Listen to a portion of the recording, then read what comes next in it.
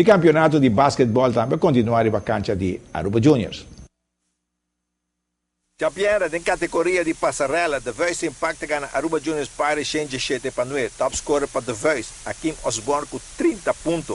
Robinson Mertail 28 punti, Joshua Hu con 24 punti. Per Aruba Juniors, Mele Jordan con 4 punti, estava top scorer. Ya saben, muchos años de Aruba Juniors Pirates a bordo de su terreno. El viaje contra Estrella, categoría pasarela.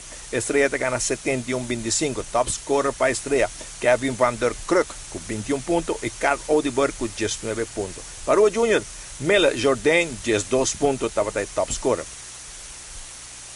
En categoría cadet, The First Impact te gana Estrella 85-64.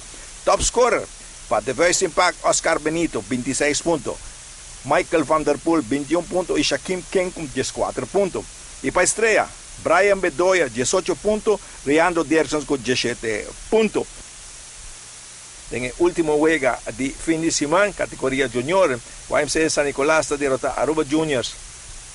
Sparks 90-80, under Cuca Hill Serrant. El resultado de top scorer para YMCA con 26 puntos. Y Christopher Pantoflat con 24 puntos para Aruba Junior. Red Pacencio, 44 puntos y Juan Hernández con 28 puntos.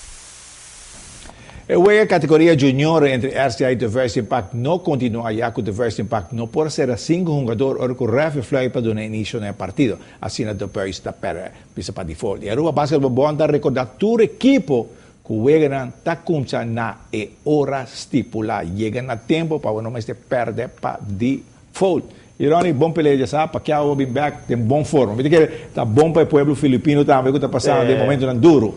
Seguro que sim, me quer ela brinca que se dentro mente para trás que não também, não para afetar, para concentrar, pero sim, botar extra motivation, me quer algo para trazer nome de Filipinas adiante, então se não também na sua maneira te ajuda a trazer concentração e ele pode ajudar.